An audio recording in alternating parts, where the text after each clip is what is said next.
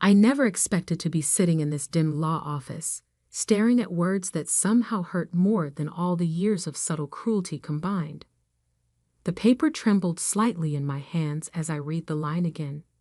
To our mistake, Sarah. Nothing. 5 simple words that confirmed what I'd always suspected but never wanted to believe. The irony wasn't lost on me. For the past 5 years, I'd been sending $5,000 every month to keep my family afloat.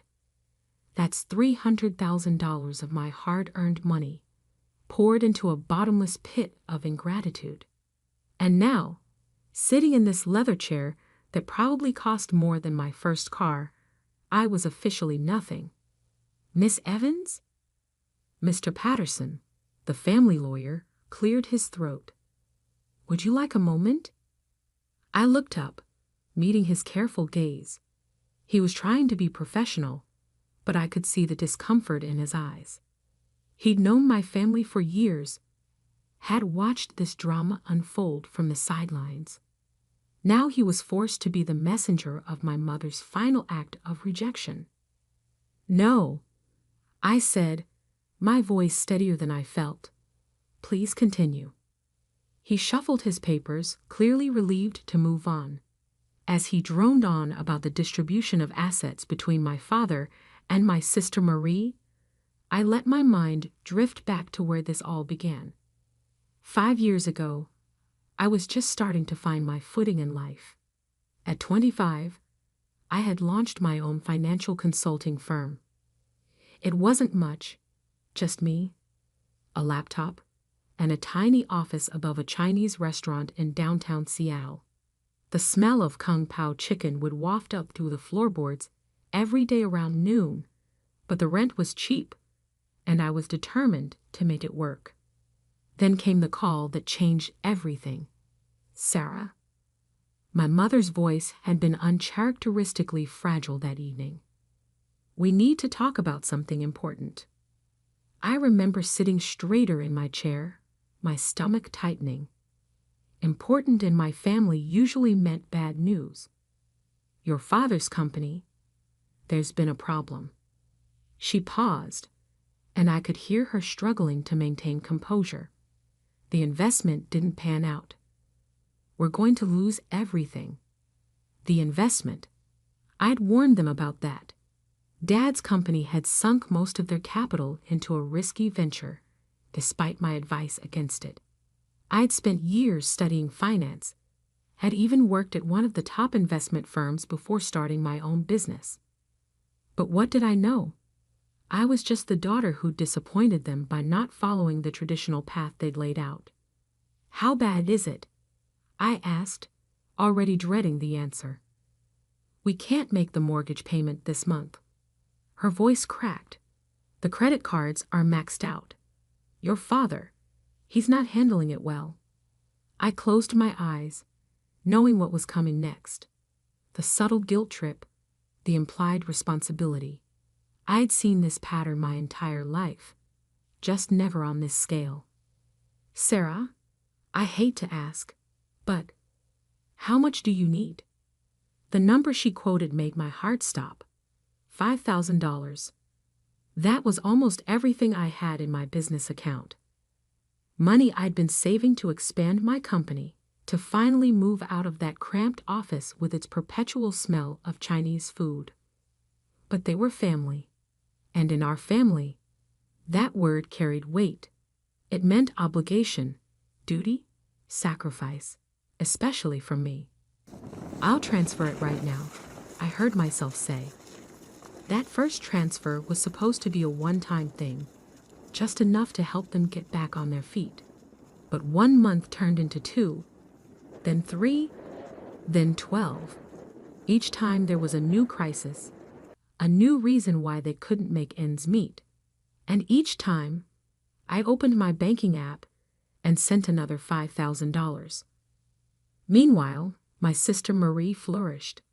She had followed the path our parents wanted, married well, had the perfect suburban life, never took any risks. She didn't have to worry about our parents' financial struggles. That burden fell squarely on my shoulders. The lake house goes to Marie. Mr. Patterson's voice cut through my memories, along with the summer cottage in Maine and your mother's jewelry collection. I felt a bitter smile tug at my lips. The lake house. I'd spent the last 2 summers paying for its maintenance, fixing the roof, updating the plumbing, all while Marie hosted elaborate parties there, playing the role of the perfect daughter. The remaining liquid assets will be divided between your father and Marie, with a 7,030 split in your father's favor. Mr. Patterson paused, glancing at me apologetically. That concludes the major points of the will. I sat there, letting the reality sink in. 5 years of support, of sacrificing my own dreams to keep them afloat, and this was my reward: to be officially labeled as the mistake in my mother's last words. My phone buzzed in my pocket. Probably another text from Dad about this month's mortgage payment. It was due in 3 days. He'd been reminding me all week, as if I might forget my familial duty. With steady hands, I pulled out my phone. Mr. Patterson was still talking. Something about signing papers, but I wasn't listening anymore. I opened my banking app, navigated to the recurring payments section, and found the one labeled Family Support. 1 tap. That's all it would take to end 5 years of financial drain. 1 tap to finally say enough. Miss Evans? Mr. Patterson's voice seemed distant. Do you have any questions about the will? I looked up from my phone, meeting his gaze. Just one, I said quietly. When does this become official? The will? It's effective immediately. I nodded, then pressed my thumb against the screen. Cancel payment. Confirm? Yes. Standing up, I smoothed down my skirt and picked up my purse. Thank you for your time, Mr. Patterson. I trust you'll inform my father and Marie of the details. He blinked, caught off guard by my calm demeanor. Yes, of course. But don't you want to discuss this with your family? Perhaps there's been some misunderstanding. No misunderstanding. I cut him off gently. The will is perfectly clear. I'm the mistake, and mistakes don't pay bills. As I walked toward the door, my phone started buzzing again. Dad's name flashed on the screen, probably wondering why I wasn't answering his texts about the mortgage. For the first time in 5 years, I hit decline. Outside, Seattle's perpetual rain had stopped, leaving the air crisp and clean. I took a deep breath, feeling lighter than I had in years. My mother's final words had hurt, yes, but they'd also freed me. No more pretending, no more obligation, no more draining my resources to fuel their lifestyle. I had built something from nothing once before, starting with just a laptop and a dream in a tiny office above a Chinese restaurant. I could do it again, but this time without the weight of family expectations holding me back. My phone buzzed one more time. A text from Marie. Where are you? Dad's trying to reach you about the mortgage. I typed out a reply, then paused, considering my words carefully. Finally, I wrote, Tell Dad the mistake is done fixing your problems. Time to solve them yourself. Then I blocked their numbers, slipped my phone back into my pocket, and walked toward my car. It was time to start writing my own story, one where I wasn't the mistake but the masterpiece. But this was just the beginning.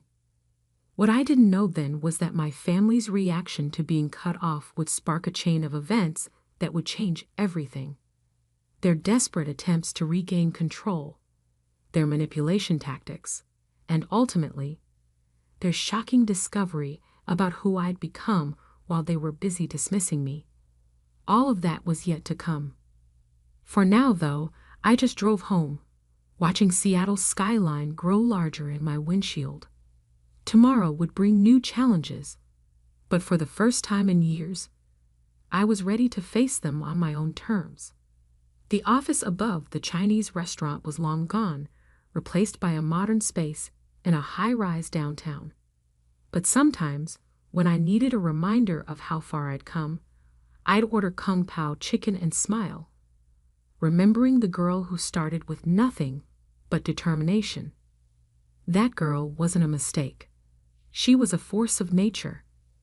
And now, finally, she was free. The first sign that my family had discovered the canceled payments came 3 days later. I was in my office, reviewing a potential acquisition deal, when my assistant Oliver buzzed in. "Miss Evans? Your father is in the lobby.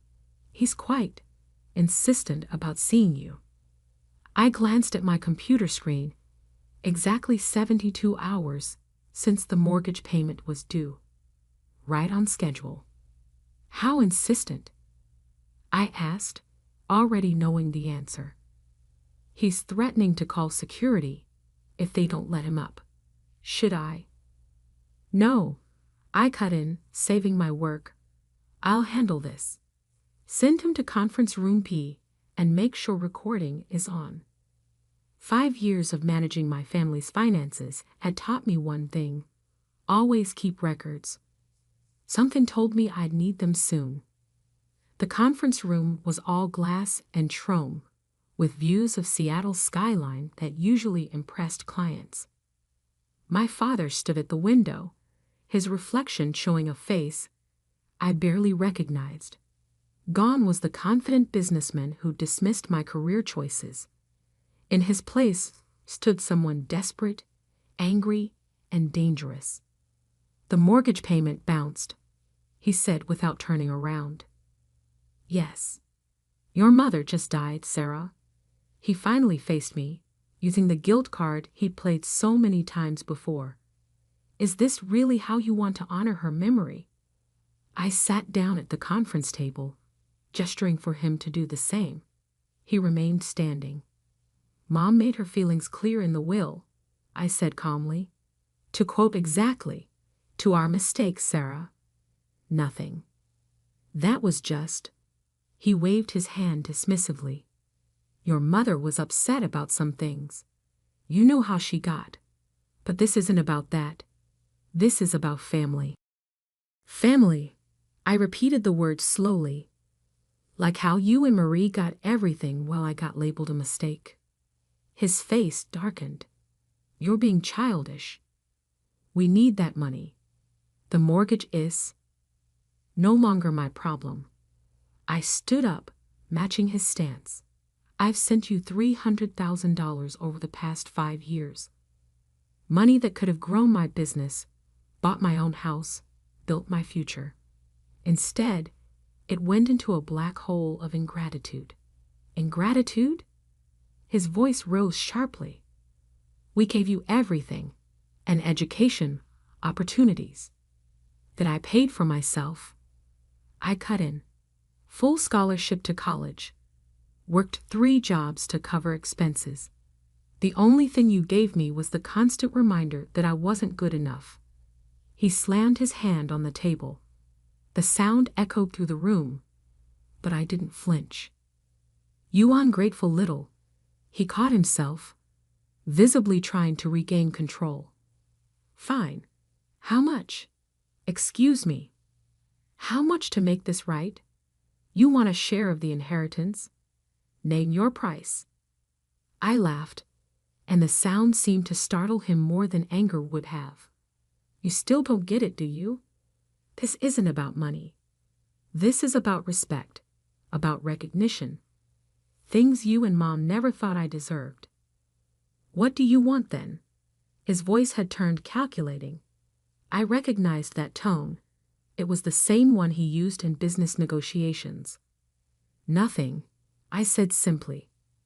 "I want nothing from you. No money, no relationship, no family obligations. I'm done." His face went through a series of emotions: shock, anger, and finally, the one I'd been waiting for: fear. "You can't do this," he whispered. "The house? Everything. We'll lose it all. Probably, I agreed. Unless Marie steps up. She got the inheritance after all. I'm sure she'll be happy to help. The mention of Marie seemed to trigger something. He pulled out his phone, fingers shaking slightly as he dialed. I could hear it ringing on speaker. Daddy? Marie's voice filled the room. Did you talk to her? Did you fix it? Marie, he said, eyes locked on me. Your sister is being difficult. Perhaps if you spoke to her. Put her on. I shook my head, already heading for the door. Goodbye, Dad. Good luck with the mortgage. His voice stopped me at the threshold. I'll tell everyone, he threatened. All your business contacts, your clients. They'll know what kind of person you really are, abandoning your family like this. I turned back, smiling. Go ahead. Tell them how your younger daughter paid your bills for 5 years while you gave everything to her sister. Tell them how you labeled her a mistake in her mother's will. Tell them exactly why she finally said enough. I closed the door on his stunned face, but I could still hear Marie's voice through the glass. Daddy? What do we do now? Back in my office, I'd buzzed Oliver. Cancel all my appointments for the rest of the day. And Oliver? If any of my family members try to come up again, call security immediately. Yes, Miss Evans. Also, your sister Marie has called 6 times in the last hour. Block her number. And send in the acquisition papers for the Thompson deal. I need something to focus on. I spent the next few hours buried in work, but my phone kept lighting up with messages from unknown numbers. My family trying to reach me through different lines, each one more desperate than the last. Sarah, please. We'll lose everything. This isn't what Mom would have wanted. You can't just abandon us like this. The bank is threatening foreclosure. I blocked each number methodically, but one message from Marie made me pause. Fine. Be that way. But don't come crying to us when your precious company fails. Nobody succeeds alone. She was wrong about that. I had succeeded alone. Every step of the way, from that tiny office above the Chinese restaurant to my current success. I'd done it without their help. In fact, I'd done it despite their constant undermining. That evening, I stayed late at the office, watching the sun set over Elliott Bay. My phone had finally gone quiet, but I knew this wasn't over. My family wasn't used to being denied anything, especially by me. They would escalate, try to find ways to pressure me, attempt to use my business contacts against me. What they didn't know was that I was prepared. 5 years of supporting them had taught me to document everything. Every transfer, every text message begging for money, every email promising it would be the last time. I had it all safely stored away. I also had something else they didn't know about: leverage. The Thompson deal I was reviewing wasn't just any acquisition. It was for a property management company that happened to handle several of Dad's business properties. Properties that were already struggling due to his financial mismanagement. If they wanted to play hardball, they'd learned that the mistake had learned a few tricks of her own. My computer pinged with an email notification. It was from Mr. Patterson, the family lawyer. Miss Evans, your father has requested a family meeting to discuss recent developments. He suggests tomorrow at 2 p.m. at the Lake House. Marie and her husband will be present. Please consider attending to resolve this situation amicably. Regards, James Patterson. I hit reply. Mr. Patterson, thank you for the invitation, but I must decline. As the Lake House now belongs to Marie, I have no right to be there. As for resolving the situation, I believe Moms will made everything perfectly clear. Best regards, Sarah Evans, CEO, Evans Consulting Group. I added my full title deliberately. Let them see what the mistake had built while they were busy dismissing her. Just then, Oliver knocked on my door. "Miss Evans? You should see this." He handed me his tablet, open to a local business news website. The headline made my blood run cold. Evans Drama. Local BUSINESSMAN. ACUSES. THEUEHER. A financial abandonment. There was my father, quoted extensively about how his ungrateful daughter had cut off support for her grieving family, how I'd taken advantage of their trust, then abandoned them in their time of need. The article even mentioned my company by name. So this was their play. They thought they could shame me back into line, damage my business reputation until I had no choice but to give in. What they failed to understand was that shame only works if you accept it, and I was done accepting their version of reality. I handed the tablet back to Oliver. "Call PR. It's time to tell our side of the story." The next few days would change everything. My family thought they could pressure me into submission, but they were about to learn that the daughter they dismissed for so long had become someone they couldn't afford to antagonize. Their attempts to damage my reputation would backfire spectacularly, leading to revelations that would shake our family's foundations. But that was tomorrow's battle. For now, I had work to do, starting with a call to the Thompson Group about accelerating our acquisition timeline. The PR war my father started backfired spectacularly within 48 hours. I hadn't planned to make our family drama public, but since he opened that door, I walked right through it. My company's PR team released a simple statement, a detailed record of every payment I'd made to my family over the past 5 years, alongside a copy of the relevant section of my mother's will. No emotional commentary, no accusations, just cold, hard facts with a single question at the end. Who really abandoned whom? The public response was immediate and overwhelming. Local business forums exploded with discussions. The same news outlet that had published my father's accusations now ran a follow-up piece.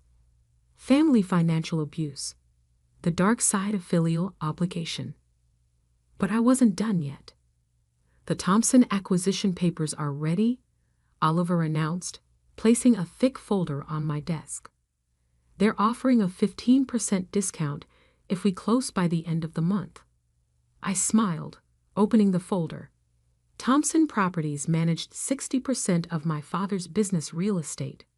Once this deal went through, I would effectively become his landlord. "Schedule the signing for next week," I said, then paused. "And Oliver?" "Make sure my father receives an invitation.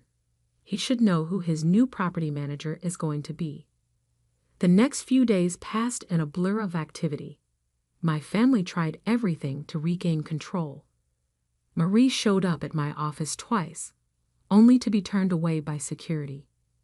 My father attempted to contact my major clients, but my reputation for integrity spoke louder than his desperate accusations. Then came the text that changed everything. It was from my father's business partner, Michael. "Sarah, you need to see this. Your father's trying to sell the company." Attached was a photo of a contract. My father was planning to sell his remaining business assets at a fraction of their worth to a holding company I'd never heard of. It seemed desperate until I looked closer and recognized Marie's husband's signature on the incorporation papers. They were trying to hide assets. I forwarded the evidence to my lawyers, then made a call to the one person who could help me understand what was really happening. An hour later, I sat across from Michael in a quiet cafe 3 blocks from my office. He looked tired, older than his 50 years. "It's worse than we thought," he said, sliding a USB drive across the table. "Your father, He's been moving money around for years. The investment that supposedly failed, it didn't. He shifted the profits to offshore accounts, then claimed bankruptcy to avoid paying investors. I felt the blood drain from my face. That's fraud. Michael nodded grimly. The SEC's been sniffing around. Your father knew. It was only a matter of time before they found something. That's why he needed your money, to cover the gaps in the books. And now that I've cut him off, he's desperate. The sale to Marie's shell company is his last attempt to hide whatever's left before everything crashes down. I stared at the USB drive, feeling the weight of its contents. Why are you showing me this? Michael's eyes met mine. Because I was there when you were born. I watched you grow up, watched them dismiss every achievement, every success. You deserved better. I slipped the drive into my purse, my mind already racing with possibilities. Thank you, Michael. What are you going to do? I stood up, dropping enough cash on the table to cover both our coffees. I'm going to make sure they can't hurt anyone else. Back at my office, I reviewed the documents Michael had provided. The evidence was damning. Years of systematic fraud, all carefully documented. My father hadn't just been stealing from investors. He'd been stealing from his own company, his employees' pension fund, even his partners. I made 2 calls. One to the SEC, arranging a meeting for the next morning. The second to Mr. Patterson. Miss Evans, he answered on the first ring. I was just about to call you. Let me guess, another family meeting? Yes, tomorrow at 2 p.m. Your father insists it's urgent. I checked my calendar, already knowing I was free. The lake house again? Actually, no. Your father's office. He says it's about the future of the family business. Perfect. Tell him I'll be there. The next morning, I met with SEC investigators, turning over everything Michael had provided. They were particularly interested in the attempted asset transfer to Marie's shell company. At 2 p.m. sharp, I walked into my father's office building for what I knew would be the last time. The receptionist directed me to the main conference room, where I found my father, Marie, her husband James, and Mr. Patterson already waiting. Sarah, my father stood, attempting a smile. Thank you for coming. We have a proposition that could benefit everyone. I took a seat, noting the thick contract in front of Marie. I'm listening. We're restructuring the family business, he began. Marie and James have created a new holding company. We want to transfer all assets to this new entity, with you receiving a 15% stake. In return, we need you to resume me the monthly payments and publicly retract your recent statements. I picked up the contract, pretending to read it carefully. And if I refuse, Marie leaned forward. Then you get nothing. No stake in the company, no share in any future profits. You'll be completely cut off from the family fortune. What family fortune? I asked quietly. The one Dad hid in offshore accounts, or the one he stole from his investors. The room went deadly silent. My father's face turned pale. What are you talking about? Marie demanded, but I could see fear creeping into her eyes. The SEC is very interested in that question, I said, standing up. In fact, they should be arriving any minute now. I had a fascinating meeting with them this morning. The sound of elevator doors opening echoed down the hall, followed by multiple footsteps. You didn't, my father whispered. Actually, I did. But don't worry, I made sure they got everything. The offshore accounts, the fraudulent bankruptcy, even this latest attempt to hide assets through Marie's company. consider it my final gift to the family. The conference room door opened. 3 SEC agents entered, followed by 2 police officers. Henry Evans? One agent stepped forward. We have a warrant for your arrest. What happened next seemed to unfold in slow motion. My father, trying to delete something on his phone before an agent snatched it away. Marie, screaming that I had no right, that I was destroying the family. Her husband, attempting to flee before being stopped at the elevator. Mr. Patterson just sat there, shaking his head slowly. I should have known, he muttered. All those years of meticulous record-keeping. I watched as they led my father away in handcuffs, Marie and James following shortly after as material witnesses. The family empire, built on lies and manipulation, crumbled in less than an hour. Outside, reporters had already gathered. Someone must have tipped them off. As I walked to my car, I heard my father's voice one last time.